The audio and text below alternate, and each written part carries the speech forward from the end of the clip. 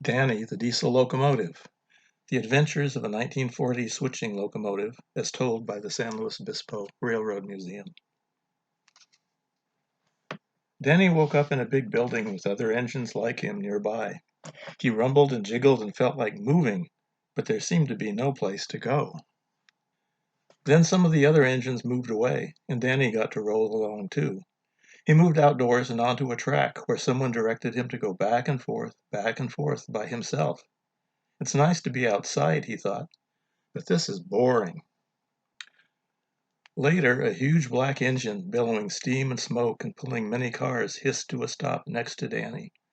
There was much clanging and banging. Soon Danny was part of a long train. As if someone had heard his wishes, he felt he was off on a big adventure, but he did not know where he was going, and he did not get to decide how fast or slow.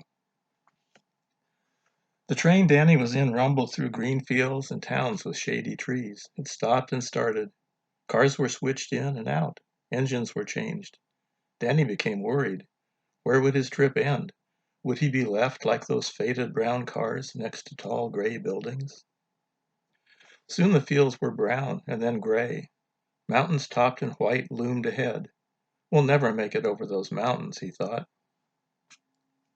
But they did. The train went slowly, up steep slopes and around tight curves. Then they went down steep slopes and around more curves, through deep canyons and over tall bridges. Even though it was exciting at first, Danny grew tired and fell asleep.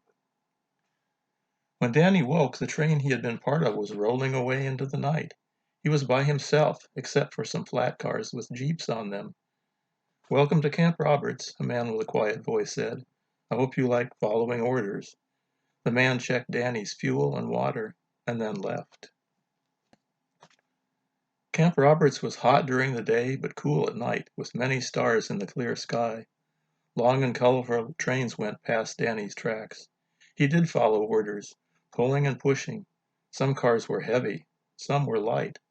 Each had to be in the right spot at the right time. Danny felt proud of his work, but he wanted to pull the long and colorful trains. He admired the tall-wheeled engines dressed in red, orange, and black. He sometimes wished he were one of the proud pullers with two sets of driving wheels, their serious faces gazing far down the main line. One day Danny felt brave enough to talk to one of the serious engines. "I wish I could do your job," he said. The serious engine glanced sideways at Danny, and in his serious, deep voice said, "You'd never get a train like this up past Santa Margarita and down into San Luis Obispo. Stay in your little loop, leave the big jobs to guys like us." And with that, the big locomotive chuffed away. The next day, Danny did not feel well. He could not seem to get started. He sat quietly as the train pulled by a big engine with 10 driving wheels stopped next to him. The next thing he knew, this big engine was trying to do Danny's job, pulling or pushing one or two cars at a time. The big engine came onto the track that Danny now thought of as his. The big engine tried to get the cars to the right spot at the right time, but he seemed clumsy, and when his 5 pairs of driving wheels went through the switches and the curves, he kept muttering, "Ow, ouch, ow, too tight." "You can have this job," the big engine said as it clanged away that afternoon. "I'm sorry if I messed up your rails." Indeed, Danny saw that some of his track's smooth curves looked kinked. Early the next morning, the man with the quiet voice replaced a part inside Danny. Now Danny felt eager to work, but he could tell that the man who had helped him was tired. He had worked all night doing different things.